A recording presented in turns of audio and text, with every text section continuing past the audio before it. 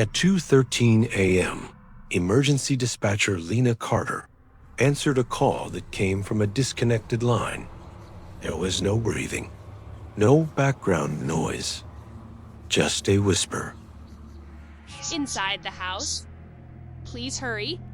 Lena froze when she heard the address, because it was her address, and she lived alone.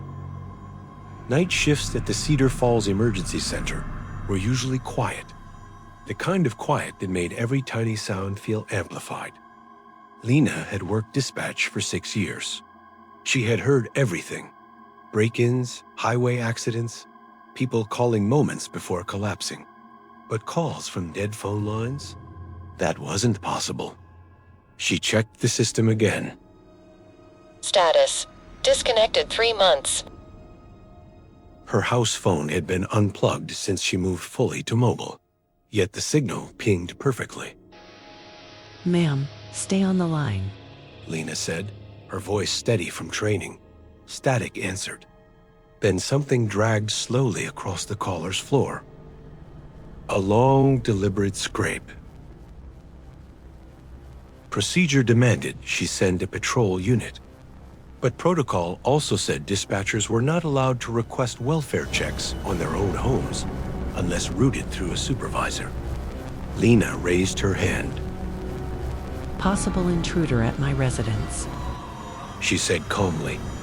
Her supervisor frowned. You sure this isn't a system echo? Then the whisper returned. So faint Lena almost thought she imagined it. He knows you're not here. Her blood turned cold. Officers were dispatched immediately. 7 minutes out. Too far. Way too far. Lena pulled up her home security app. The camera in her living room was offline. So was the kitchen. Only the hallway camera worked, showing a narrow strip of darkness lit by streetlight leaking through a window. At first, nothing moved. Then the light shifted, not flickering, blocking, as if something had just stepped in front of it. Lena leaned closer to the monitor. Zoom in. Her supervisor whispered. The pixels sharpened. There, at the far end of the hallway, her bedroom door was open. She always closed it before leaving. Always. The caller's breathing grew louder now, wet, trembling. Then, he came from the woods. a memory hit Lena instantly. For weeks, neighbors had posted online about footprints near their fences. Police dismissed it as deer tracks, but deer don't test doorknobs. Units are 3 minutes out, someone called. Relief almost reached her until the hallway camera glitched. One frame skipped, then another, and suddenly the bedroom door was wider. No one had touched it. Did anyone see that? Lena asked. No one answered. They were all staring. The whisper returned again, cracked with panic. He's looking at your pictures. Every family photo she owned was on a shelf across from that hallway. Then came a new sound through the line. Not movement, not breathing, a quiet, uneven humming, like someone trying to remember a song. Police lights finally washed across the camera feed as the first cruiser arrived. An officer approached the front door cautiously, weapon drawn. He pushed inside. Dispatch, residence is unsecured. He reported. The humming stopped instantly. Officers cleared the kitchen, the living room, then the hallway. Lena held her breath as they neared her bedroom. The door creaked open. Silence. Then the officer spoke, confusion thick in his voice. Dispatch.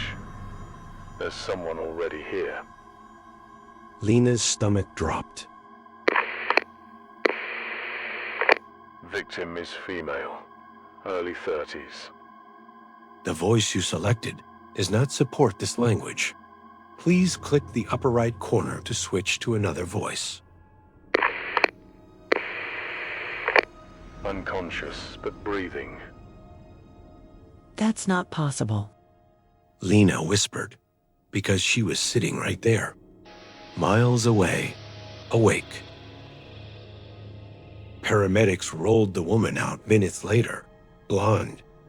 Same height, same scar above the eyebrow Lena got as a kid. It was her, or something close enough that no one in the room could speak. Check her ID. The supervisor demanded. The officer paused. Name reads Lena Carter. The dispatcher's headset slipped from her fingers.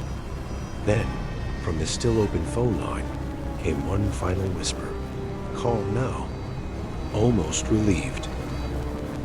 Good. He left when they arrived. Lena lunged for the mic.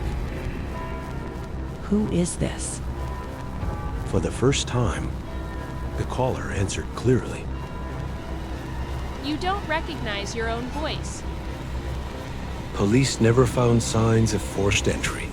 No footprints. No broken locks.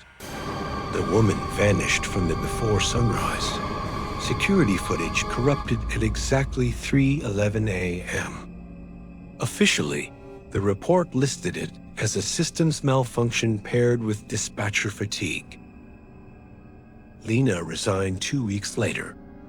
She moved across the state, changed her number, installed cameras everywhere. But sometimes, just before falling asleep, her phone lights up with an incoming call. No number, no signal.